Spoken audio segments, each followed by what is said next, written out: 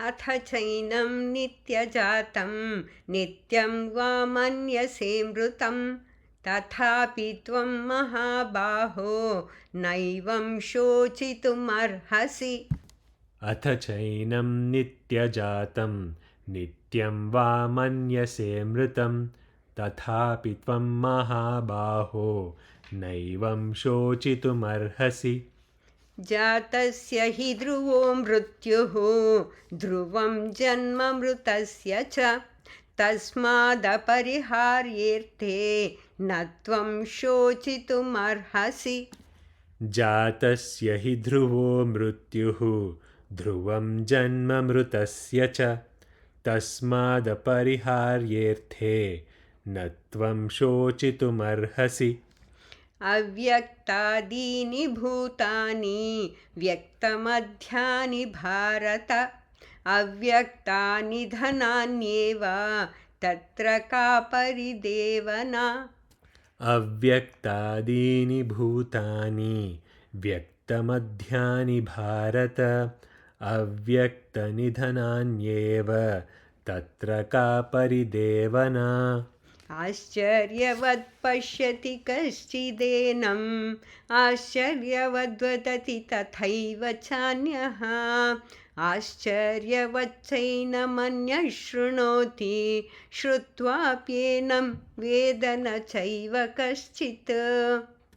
आश्चर्यवत् पश्यति कश्चिदेनम् आश्चर्यवद्वदति तथैव चान्यः आश्चर्यवच्चैनमन्यः शृणोति श्रुत्वाप्येनं वेद न चैव कश्चित्। देहि नित्यमवध्योऽयं देहे सर्वस्य भारत तस्मात् सर्वाणि भूतानि न त्वं शोचितुमर्हसि। देहि नित्यमवध्योऽयं देहे सर्वस्य भारत तस्मात् सर्वाणि भूतानि न त्वं शोचितुमर्हसि। स्वधर्ममपि चावेक्ष्य न विकम्पितुमर्हसि धर्म्याधियुद्धात् श्रेयोऽन्यत् क्षत्रियस्य न विद्यते। स्वधर्ममपि चावेक्ष्य न विकम्पितुमर्हसि धर्म्याद्धियुद्धात् श्रेयोऽन्यत् क्षत्रियस्य न विद्यते। यदृच्छया चोपपन्नं स्वर्गद्वारामपावृतं सुखिनः क्षत्रियाः पार्थ लभन्ते युद्धमीदृशम्। यदृच्छया चोपपन्नं स्वर्गद्वारमपावृतं सुखिनः क्षत्रियाः पार्थ लभन्ते युद्धमीदृशम्। अत चेत्त्वमिमं धर्म्यं सङ्ग्रामं न करिष्यसि ततः स्वधर्मं कीर्तिं च हित्वा पापमवाप्स्यसि। अत चेत्त्वमिमं धर्म्यं सङ्ग्रामं न करिष्यसि ततः स्वधर्मं कीर्तिं च हित्वा पापमवाप्स्यसि। अकीर्तिं चापि भूतानि कथयिष्यन्ति ते व्ययां सम्भावितस्य चाकीर्तिः मरणादतिरिच्यते। अकीर्तिं चापि भूतानि कथयिष्यन्ति ते व्ययां सम्भावितस्य चाकीर्तिः मरणादतिरिच्यते। भयाद्रणादुपरतं मन्स्यन्ते त्वां महारथाः येषां च त्वं बहुमतो भूत्वा यास्यसि लाघवम्। भयाद्रणादुपरतं मन्स्यन्ते त्वां महारथाः येषां च त्वं बहुमतो भूत्वा यास्यसि लाघवम्। अवाच्यवादांश्च बहून् वदिष्यन्ति तवाहिताः निन्दन्तस्तव सामर्थ्यं ततो दुःखतरं नु किम्। अवाच्यवादांश्च बहून् वदिष्यन्ति तवाहिताः निन्दन्तस्तव सामर्थ्यं ततो दुःखतरं नु किम् हतो वा प्राप्स्यसि स्वर्गं जित्वा वा भोक्ष्यसे महीं तस्मादुत्तिष्ठ कौन्तेय युद्धाय कृतनिश्चयः हतो वा प्राप्स्यसि स्वर्गं जित्वा वा भोक्ष्यसे महीं तस्मादुत्तिष्ठ कौन्तेय युद्धाय कृतनिश्चयः सुखदुःखे समे कृत्वा लाभालाभौ जयाजयौ ततो युद्धाय युज्यस्व नैवं पापमवाप्स्यसि सुखदुःखे समे कृत्वा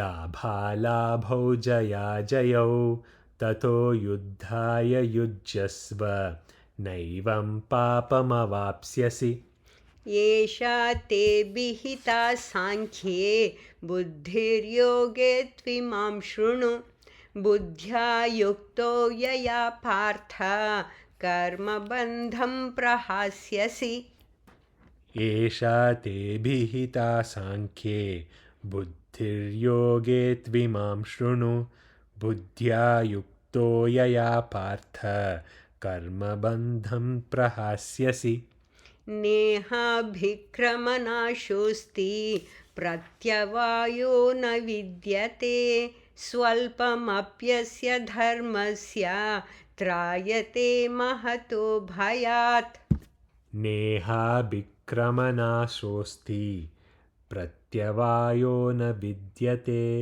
स्वल्पमप्यस्य धर्मस्य त्रायते महतो भयात् व्यवसायात्मिका बुद्धिः एकेह कुरु नन्दन बहुशाखा ह्यनन्ताश्च बुद्धयो व्यवसायिनाम् व्यवसायात्मिका बुद्धिः एकेह कुरु नन्दन बहुशाखा ह्यनन्ताश्च बुद्धयो व्यवसायिनाम् यामिमां पुष्पितां वाचं प्रवदन्त्यविपश्चितः वेदवादारताः पार्थ नान्यदस्तीति वादिनः यामिमां पुष्पितां वाचं प्रवदन्त्यविपश्चितः वेदवादरताः पार्थ नान्यदस्तीति वादिनः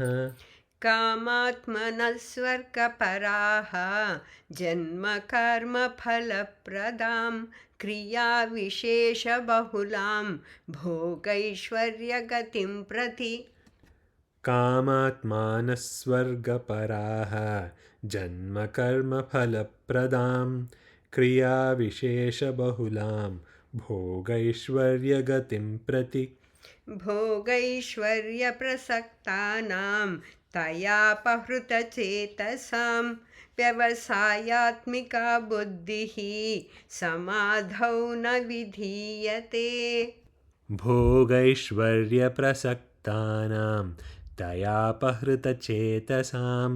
व्यवसायात्मिका बुद्धिः समाधौ न विधीयते त्रैगुण्या विषया वेदाः निस्त्रैगुण्यो भवार्जुन निर्द्वन्द्वो नित्यसत्त्वस्थो निर्योगक्षेम आत्मवान् त्रैगुण्यविषया वेदाः निस्त्रैगुण्यो भवार्जुन निर्द्वन्द्वो नित्यसत्त्वस्थो निर्योगक्षेम आत्मवान् यावानर्थ उदापाने सर्वतः सम्प्लुतोदके तावान् सर्वेषु वेदेषु ब्राह्मणस्य विजानतः यावानर्थ उदापाने सर्वतः सम्प्लुतोदके तावान् सर्वेषु वेदेषु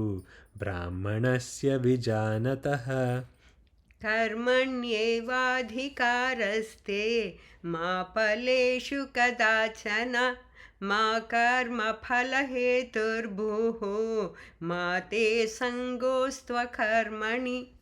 कर्मण्येवाधिकारस्ते मा फलेषु कदाचन मा कर्मफलहेतुर्भुः मा ते सङ्गोऽस्त्वकर्मणि। योगस्थः कुरु कर्माणि सङ्गं त्यक्त्वा धनञ्जय सिद्ध्यसिद्ध्यो समो भूत्वा समत्वं योग उच्यते।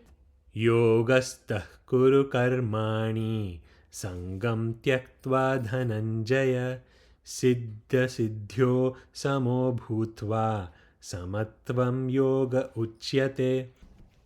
दूरेण ह्यवरं कर्म बुद्धियोगात् धनञ्जय बुद्धौ शरणमन्विच्छ कृपणाः फलहेतवः। दूरेण ह्यवरं कर्म बुद्धियोगात् धनञ्जय बुद्धौ शरणमन्विच्छ कृपणः फलहेतवः। बुद्धियुक्तो जहातीह उभे सुकृतदुष्कृते तस्माद्योगाय युज्यस्व योगः कर्मसु कौशलम्।